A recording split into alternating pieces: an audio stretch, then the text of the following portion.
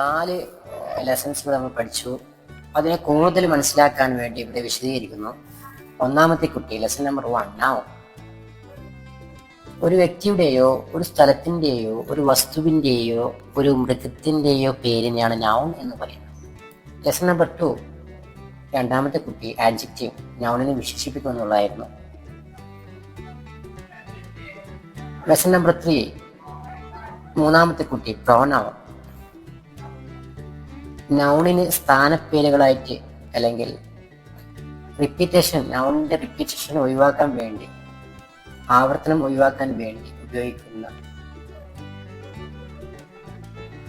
സബ്ജക്റ്റിനെയാണ് pronoun എന്ന് പറയുന്നത്. അത് I you they we, she he it, I you Devi shit എന്നുള്ള ഷോർട്ട് കട്ടിലൂടെ നിങ്ങളത് പഠിച്ചു. നാലാമത്തെ കുട്ടി, ലെസൺ നമ്പർ 4, വേർബ്, ക്രിയയുടെ അതിക്രമങ്ങൾ, കുട്ടിനെ കുറിച്ച് പഠിച്ചു. അടുത്തതായി പറയുന്നത് അടിപൊളി ഒരു ഐഡിയ ആണ്. Total physical interaction and response ആണ്. എന്താണ് ടോട്ടൽ ഫിസിക്കൽ ഇന്ററാക്ഷൻ? നമ്മൾ വാക്കുകൾ പറയുക, അതിന് റെസ്പോൺസ് ആയിട്ട് ശരീരഭാഷ കൊണ്ട് ആക്ഷൻ ചെയ്ത് കാണിക്കുക. ഇവിടെ കുറച്ച് ഉദാഹരണങ്ങൾ നമുക്ക് നോക്കാം. അധ്യാപകൻ സ്റ്റാൻഡപ്പ് എന്ന് പറയുമ്പോൾ വിദ്യാർത്ഥികൾ എഴുന്നേറ്റ് നിന്ന് ആക്ഷൻ കാണിക്കുന്നു. അധ്യാപകൻ ഓപ്പൺ ദ ഡോർ എന്ന് പറയുമ്പോൾ വിദ്യാർത്ഥികൾ വാതിൽ തുറക്കുന്നു, ആക്ഷൻ കാണിച്ച് വാതിൽ തുറക്കുന്നു. അധ്യാപകൻ റൈസ് ടു യുവർ ഹാൻഡ് എന്ന് പറയുമ്പോൾ വിദ്യാർത്ഥികൾ കൈ ഉയർത്തി ആക്ഷൻ കാണിക്കുന്നു. ഇതുവഴി ഒരു ഭാഷ പഠിക്കുന്നത് വളരെ എളുപ്പമാണ്. നമ്മൾ കാര്യങ്ങൾ വെറുതെ കാണാതെ പഠിക്കാതെ ശരീരഭാഷ കൊണ്ട് ആക്ഷൻ കാണിച്ച് അല്ലെങ്കിൽ ആംഗ്യങ്ങൾ ഉപയോഗിച്ച് ചെയ്യുമ്പോൾ അത് മനസ്സിൽ പെട്ടെന്ന് പതിയും.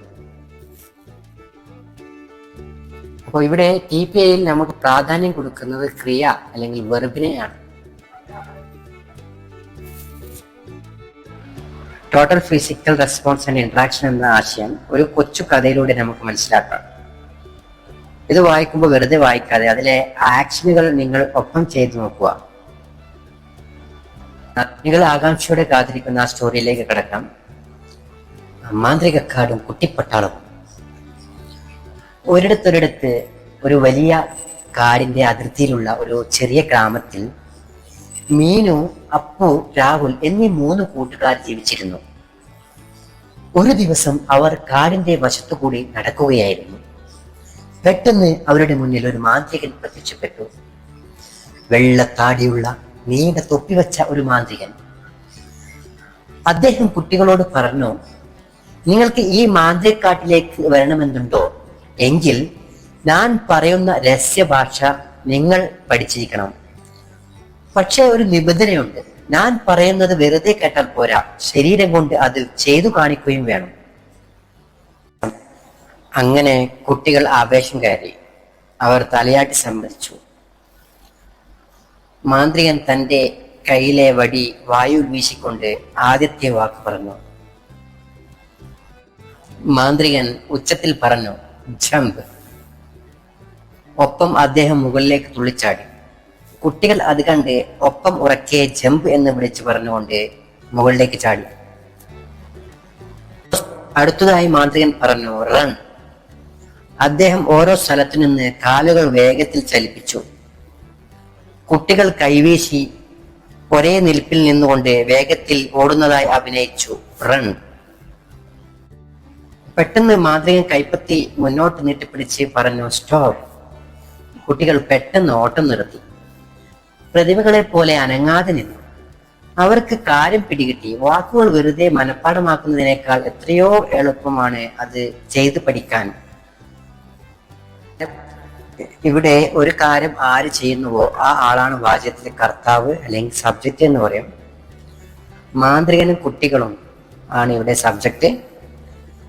ഈ ചെയ്യുന്ന ആളാണ് ഏറ്റവും പ്രധാനമായിട്ട് പറയുന്നത്. അയാൾക്ക് അനുസൃതമായാണ് വാചകം പോകുന്നത്. ഇംഗ്ലീഷിൽ കർത്താവ് സബ്ജക്റ്റ് എന്ന് പറയുന്നു, ക്രിയക്ക് വെർബ് എന്ന് പറയുന്നു. അപ്പോൾ കർത്താവ് ചെയ്യുന്നത് എന്താണോ ചെയ്യുന്നത്, എന്ത് ആക്ഷനാണോ ചെയ്യുന്നത്, അതാണ് ഇവിടെ ക്രിയയായിട്ട് പറയുന്നത്. കർത്താവ് ചെയ്യുന്ന ആക്ഷൻ എന്താണോ അതാണ് ഇവിടെ ഓടുക, ചാടുക, നിർത്തുക എന്നതാണ് ഇവിടെ ക്രിയ. അപ്പോൾ ഇംഗ്ലീഷ് വാചകത്തിൽ ഏറ്റവും മർമ്മപ്രധാനമായ രണ്ട് പ്രധാന ഘടകങ്ങൾ ഏതെന്ന് മനസ്സിലായല്ലോ. മാന്ത്രികൻ കുട്ടികൾ എന്ന കർത്താവിനെയും ഓടുക, ചാടുക, നിർത്തുക എന്ന ക്രിയയെയും മറക്കാതിരിക്കുക. ഇംഗ്ലീഷിൽ കർത്താവ് ക്രിയ എന്ന ഓർഡറിലാണ് വാചകഘടന ഉണ്ടാകുന്നത്. ഒരു സെന്റൻസ് ഉണ്ടാക്കുന്നത് കർത്താവ് ക്രിയ ആ ഓർഡറിലാണ്. അപ്പോൾ കർത്താവ് എന്ന് പറയുന്നത് നൗൺ പ്രോനൗണിനെയാണ് കർത്താവ് എന്ന് പറയുന്നത്, ആക്ഷൻസിനെയാണ് ക്രിയ എന്ന് പറയുന്നത്. മാന്ത്രികൻ, മീനു, അപ്പു, രാഹുൽ, അയ്യോ, ദേവി, ഷിറ്റ് ഇതൊക്കെ സബ്ജക്റ്റായിട്ടും കർത്താവായിട്ടും, ഓടുക, ചാടുക, നിർത്തുക അവയൊക്കെ ആക്ഷൻ വെർബായിട്ടുമാണ് മനസ്സിലാക്കേണ്ടത്.